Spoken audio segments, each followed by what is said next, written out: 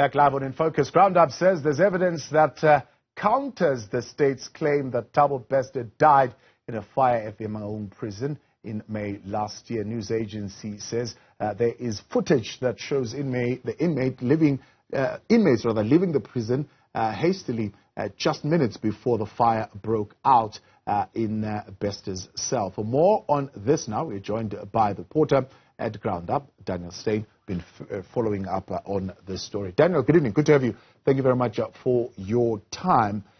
It's an incredible story. It's either a story of a prison break or it's a story of mistaken identity. But all the same, it emanates from a fire that broke out in Mangaung prison last year in May. Just take us through what you have discovered. Right. So it was widely reported that Thabo Bester, who is a convicted rapist and murderer, was killed during a fire at Mangaung private prison in May last year. But we revealed towards the end of last year that the body found in the cell was dead before the fire actually broke out. The person had died from a blunt force injury, and that the police docket relating to the matter had been changed from suicide to murder. We have since, through several sources and leaks to us, unveiled and uncovered further suspicious circumstances surrounding the fire. For example, that Bester was moved into a corner cell of the prison shortly before the fire, where CCTV cameras could not properly see into. We also know that the man who died did not die from the fire, but from a blow to the head. We know that minutes before the prison fire, 2 people were seen leaving the prison on CCTV cameras.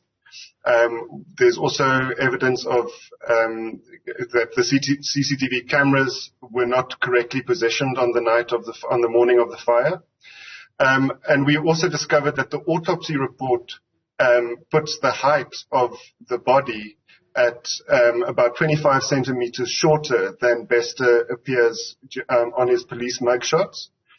And the DNA of the body did not match that of the woman who claims to be Bester's mother. So a woman who claims to be Bester's mother tried to claim the body from police, but when she got there, they did DNA testing and they found that the body the police has, who they think is Bester, does not match the woman's body.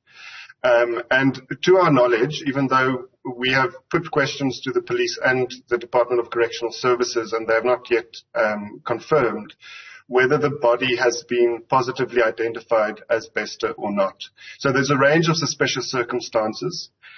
We also know of the involvement of celebrity doctor Nandipha Magudumana, who is quite a famous doctor with quite a big Instagram following, and she filed a case with the Pretoria High Court a few days after the fire last year, claiming to be Bester's customary law wife, and said that she wants the body returned to her so that she can conduct her own investigations. So the body was initially released to some members of the family, and was it then reclaimed back by the police? What led to that? What was the reasons behind that? Right, we're not completely clear on exactly how the events unfolded. What we do know is that the body was given to Nandipha Magudumana, who claimed to be his customary law wife. The body was then confiscated by the police, taken away from Dr. Magudumana for further investigations. And then somewhere along the line, a woman claiming to be Bester's biological mother tried to claim the body, to bury the body, but the DNA results did not match the body. Yeah. And to your knowledge, has the body been buried? Has it been released? Is it still in the custody of the police? We cannot confirm. We've put those questions to the authorities involved and we haven't received a response.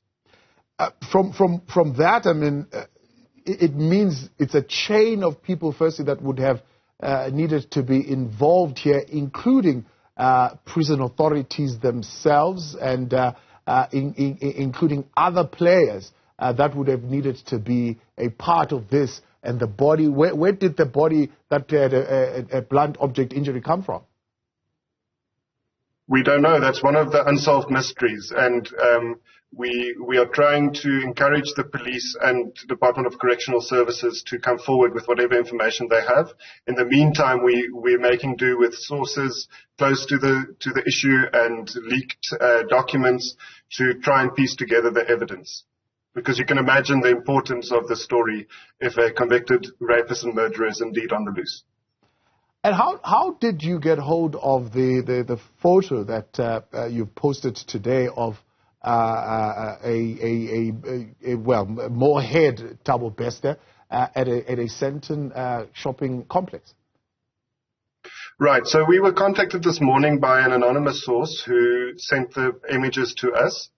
The image, we know that the image, using the metadata of the pictures, we know that they were taken in Sandton City.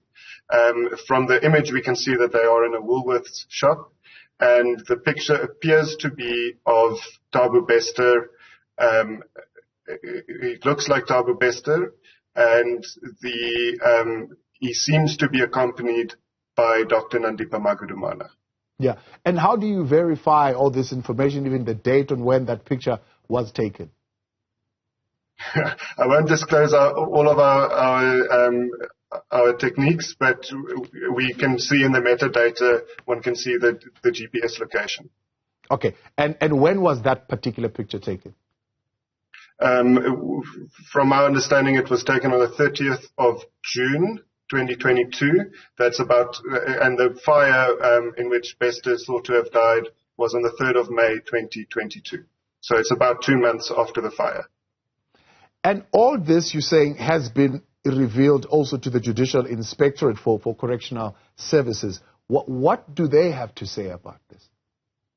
Right. So the Judicial Inspectorate of Correctional Services is a watchdog body that plays an oversight role over all correctional services facilities.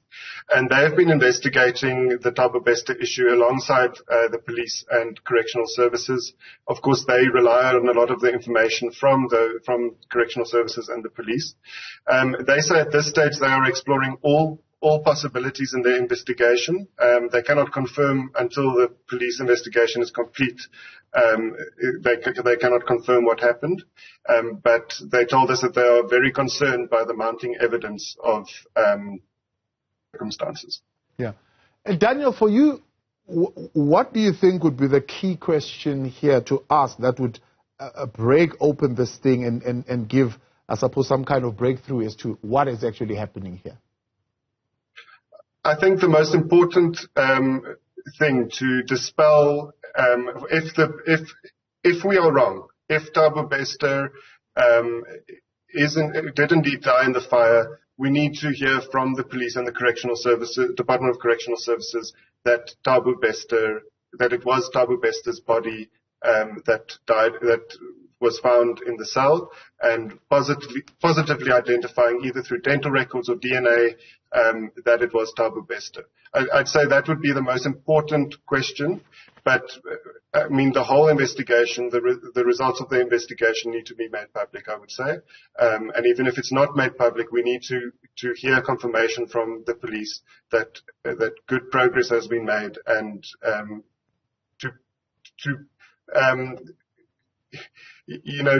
to calm South Africans down and say that they know what's happened, they can make sure that justice will take its course. Yeah. At this point, you've spoken to Correctional Services, you've spoken to the police. Any other players in the story that you've spoken to, for example, the doctor herself? We've made contact with all parties that we name in our articles, and where we've received responses, we have included those in our articles. All right. Daniel, appreciate your time, and thank you very much for coming on tonight. Thank you. Sharing this story with us. So there you are, Daniel Steyn there. He's one of the reporters who put together that story on GroundUp, incredible story on the Facebook rapist. The question is, did he escape from prison? Is he dead, or is he still alive. We'd really like to get to understand a little bit more on that, and I'm sure correctional services would want to respond to that story.